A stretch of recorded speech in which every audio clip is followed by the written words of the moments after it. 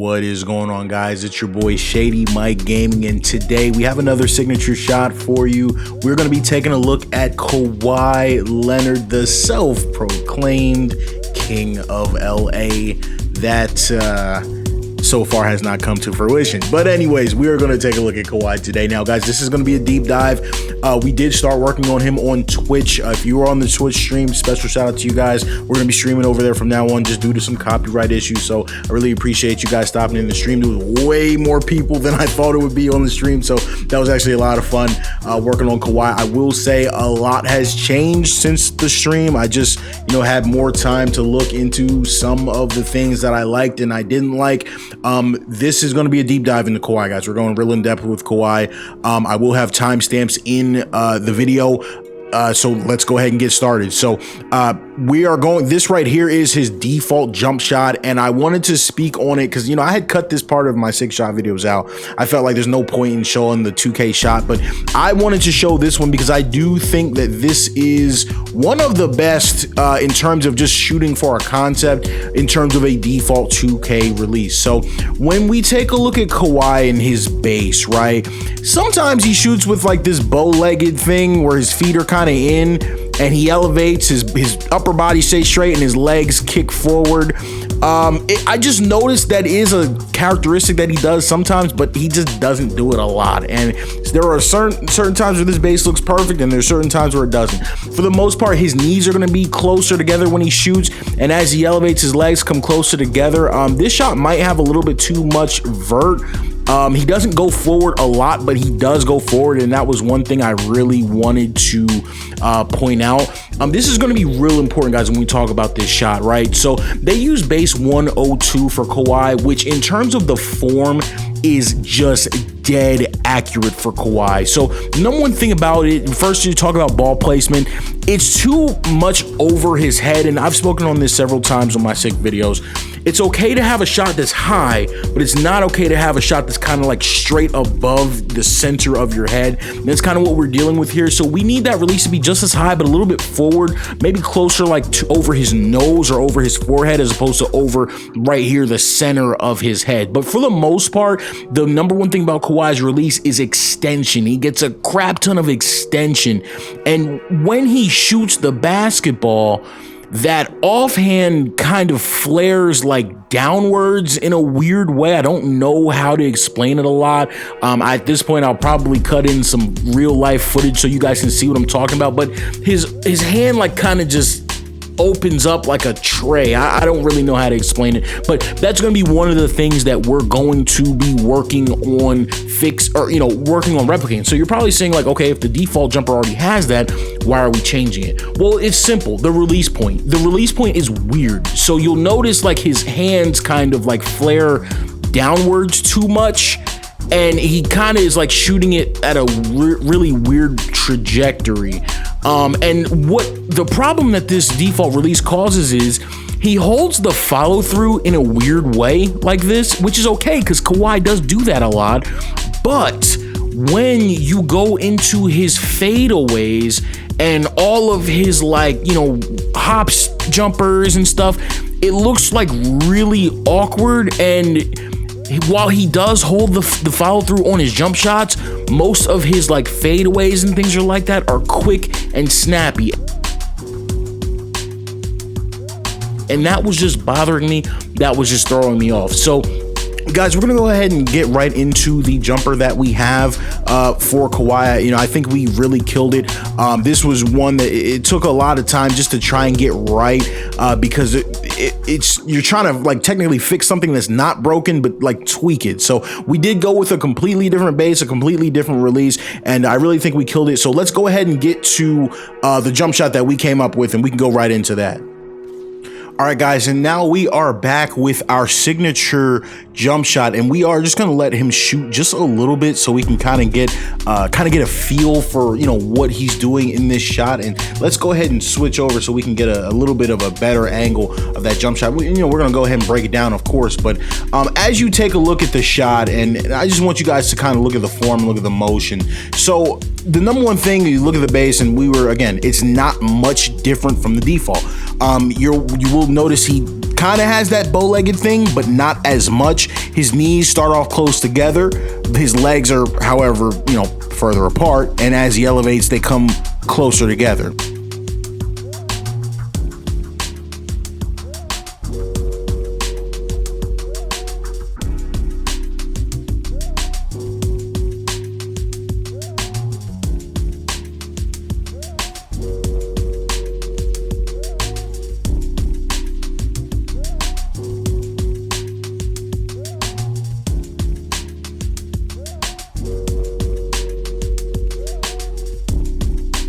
Maybe not as exaggerated, maybe not as much lift as the default, but again, I didn't find he was getting a crazy amount of lift either. So, that base is solid. He drifts forward ever so slightly. More so his legs come forward ever so slightly through the shot, but his upper body stays straight. Now, as you take a look, and this is the one thing that I kept kind of trying to drill into you guys, is the base affects the release point. Like, you can't just be blending releases and think you're gonna just kind of change stuff. So as you can see, as we were working on that release point, it's high and it needs to be high, but you notice it's closer, it's more forward, and that was the number one thing. Like, I really wanted that release to be not over his head, just pretty much directly in front of it, like right above the forehead, right above his nose.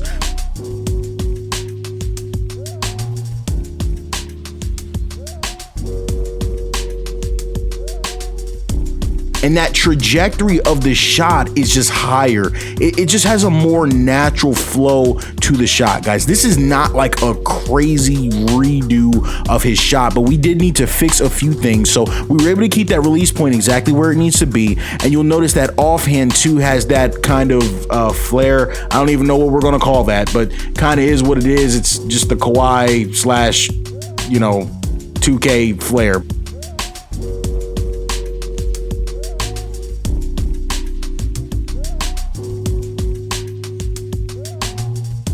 He does do that when he shoots, but what you will notice is he doesn't hold the follow through anymore. So we were able to pretty much replicate that release, but he doesn't hold the follow through anymore. So now when he does go to do a fadeaway or something, any type of shimmy jumper, it's just a natural shooting motion. And that way he doesn't do kind of that awkward,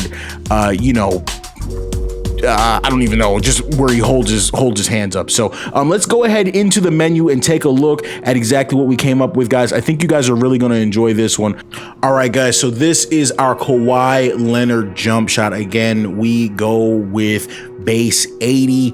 That was just for me the most accurate base to what we've seen Kawhi do. We go with the Kobe Bryant upper release. The reason we go with this release is for two reasons. Number one, it has a very quick flick when you look at it alone.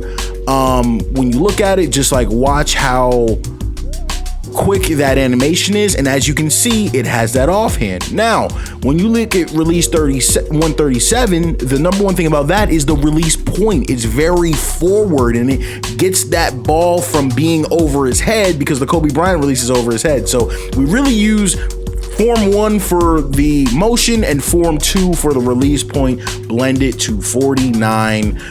You go quick. I was between quick and normal, but I thought quick was very nice, very smooth jumper. Another thing I want to point out too, Kawhi has a slight dip when he shoots. The base that 2K used, which is Ray Allen, didn't have that dip.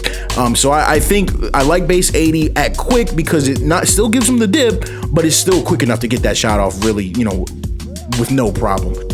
For the free throw, we go with Aaron Gordon. Now, I do admit this was more of a motion over form decision, as Kawhi really just kind of pushes that thing up there. It's like a one motion shot with his elbow tucked in. So that's why we go with Gordon. It's just like a push type of a situation. Now, the form is pretty accurate, but it could definitely be better, especially considering he puts his right foot in front of his left, and this one doesn't really do that, but it's still very accurate to what we've seen him do.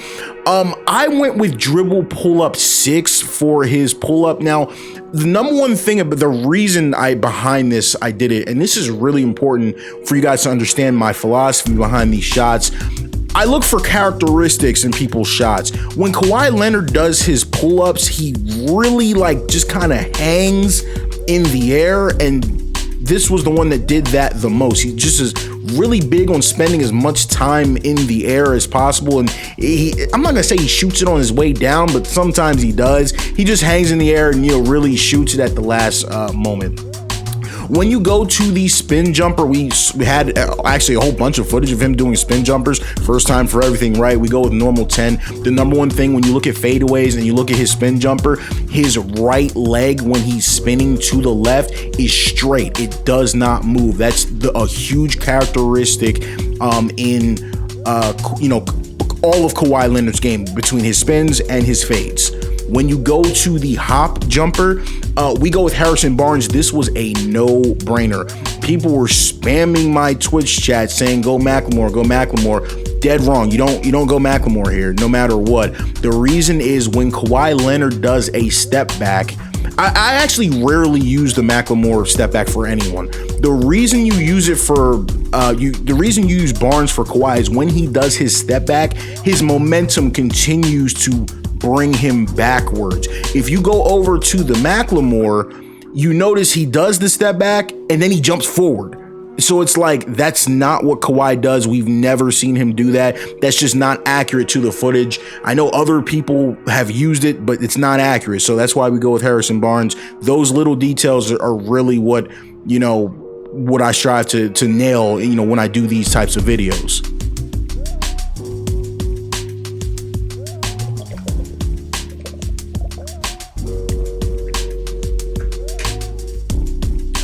Y'all thought I was editing that out. I'm not. Anyways, go to the layup package. We go with default swing. So the number one thing about his layups are, look, I get why people would use long athletes, but the thing about long athletes is it's like really hard to explain, but long athletes picks the ball up early and then you kind of just glide to the rim with the ball out. Kawhi actually goes to the rim and then does his layup, so he's not like gliding to the rim. So I really don't like long athletes for him. I stick with default swing. That is the 2K default. That's why we go with it. When you go to the dunk package, we have big man off of one. Now, this was actually recommended to me by someone in my comment section. Don't remember his name off the top of my head. I will put it in the video right now so you guys can see it. Special shout out to that dude. The number one thing about Kawhi and his dunks are he does the Statue of Liberty dunk is like his go-to dunk almost like every single time. And the only packages that really have that is this one, Scottie Pippen, and then Clyde Drexler, where he kind of grabs it with one hand and palms it. That's his go-to dunk. But the other dunk packages have a bunch of crazy other dunks in there that I didn't want him doing. So special shout out to that dude for pointing out that this package has it, and all of the dunks look like something Kawhi would do. They're not crazy. So they all look really good. Basic one-handers off of two, basic two-handers off of one. You can actually get rid of this. You don't need to do this because basic two-handers off of one are also in big man off of one. We do under basket regular because he does every now and again dunk off vert, and then we have basic two-handers off of two. We have seen Kawhi do that from time to time. Very basic vanilla dunker from Kawhi. He's not really showing out even if he's on the break. So that's his dunks, very accurate to what we've seen him do in game. The post game, guys, this is, oh my goodness, this is pretty much 90% of Kawhi's scoring. Again, other guys have done his post game, but I was just looking for certain characteristics and we murdered this right here. So we go with fade 5. Why do we go with fade 5?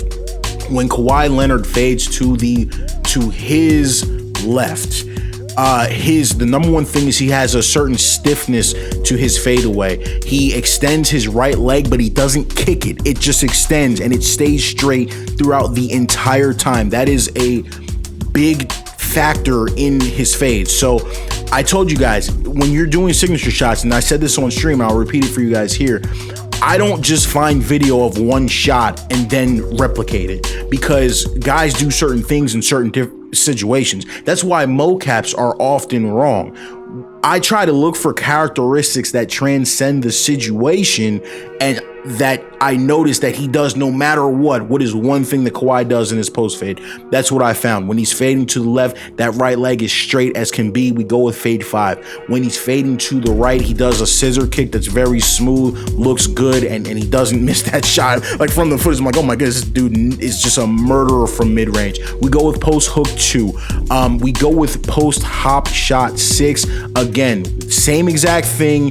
We did have footage of him doing hop shots, which was cool because we usually don't, but we're just looking for that stiffness on the off leg. That's why we go with that. And then we go with shimmy fade 10. Again, exact same characteristic, just looking for the scissor kick going to the right, looking for the the stiffness in the leg going to the left. Very accurate to what we've seen from Kawhi. It is such a big part of his game.